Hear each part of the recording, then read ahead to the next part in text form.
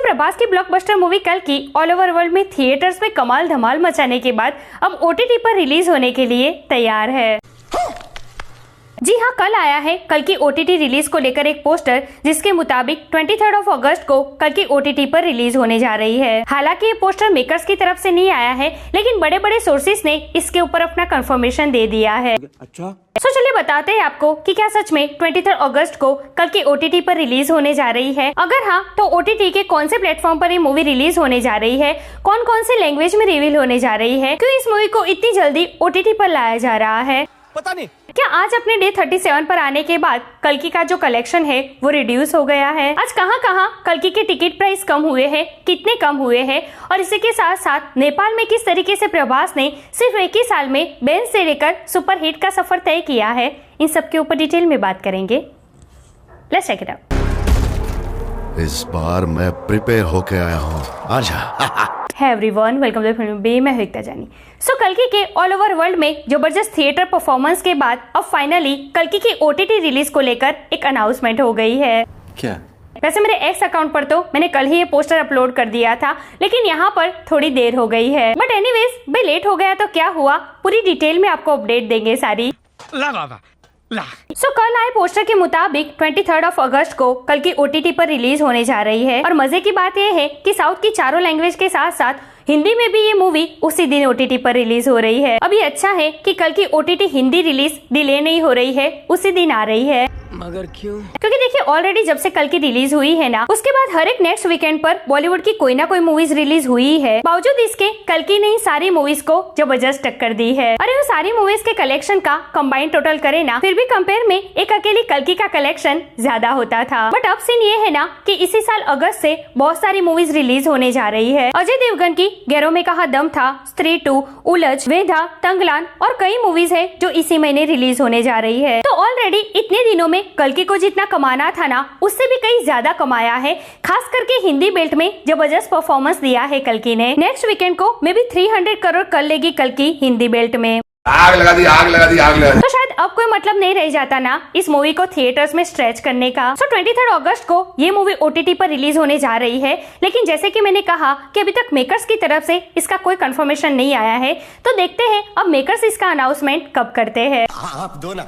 अब कल्कि के अब तक के कलेक्शन के बारे में बात करें ना, उससे पहले मैं आपको बता दूं कि कल्कि के आज कौन कौन सी जगह पर टिकट प्राइस डाउन हुई है। तो देखिए, पर्टिकुलर निजाम में आज से कल्कि की सिंगल स्क्रीन टिकट प्राइस 90, 70 और 50 रुपीज हो गई है। वही मल्टीप्लेक्सेस में इसकी प्राइस हो गई है 110 रुपीज। अब सिर्फ निजाम में ही नहीं बल्कि ऑल ओवर इंडिया में आज से कल्कि की टिकट प्राइस डाउन हो रही है एक हफ्ते के लिए। What?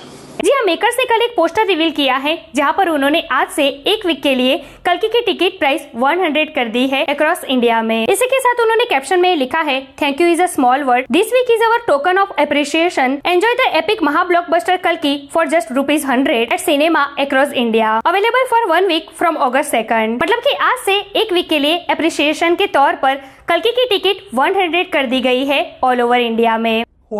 सो गाइस, इंतजार किस बात का कर रहे हो? इस वीकेंड भी जाओ अपनी फैमिली के साथ और 100 रुपीज में कल्कि जैसी महा ब्लॉकबस्टर को एंजॉय करो। अब आते हैं कल्कि के अब तक के कलेक्शन की। तो देखिए, आज कल्कि का डे 37 है, और अगर डे 35 तक के कल्कि के स्टेट वाइज कलेक्शन की बात करें ना, तो तेलुगु से अपने डे 35 पर कल्कि ने कमाए हैं 40 लाख, तमिल में 3 लाख, कन्नड़ा में 1 लाख, मलयालम में 2 लाख और हिंदी में कमाए हैं 30 लाख, जिसका टोटल होता है 1 करोड़। इतना ही नहीं, ट्रेड के हिसाब से अब तक कल्कि हिंदी बेल्ट में 294 करोड़ का कलेक्शन कर चुकी है, और नेक्स्ट वीक तक उम्मीद है कि कल्कि 300 करोड़ का आंकड़ा क्रॉस कर जाएगी हिंदी बेल्ट में।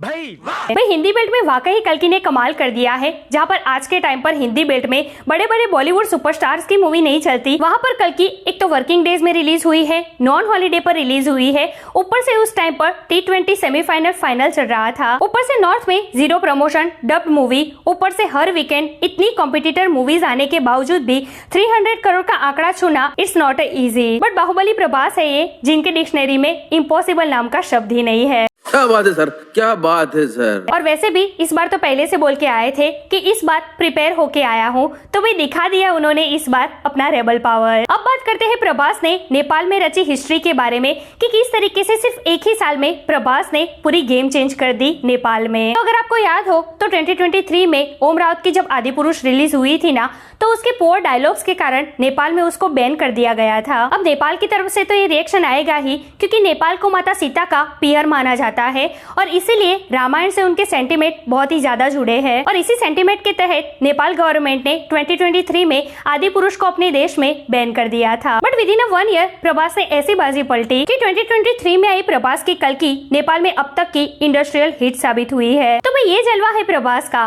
और ये सारी चीजें ना चीख चीख कर ये बता रही है कि एक अच्छे एक्टर को एक अच्छा डायरेक्टर भी मिलना उतना ही जरूरी होता है। बात तो सही है। ओम राउत के हाथ में ना रामायण जैसा ग्रंथ था, प्रभास जैसे सुपरस्टार थे, लेकिन शायद उनको प्रभास की, उनके स्टारडम की और रामायण जैसे पवित्र ग्रंथ की वैल्यू ही करना नहीं आया। वो चाहते ना तो इस कॉम्बो के साथ कुछ भी कर सकते थे। ओ चूना लगा दिया। But heads off to you, Prabhas. Really, this man can do anything and everything. Proud of you, Prabhas. So yeah, that's it today's video. वैसे 23rd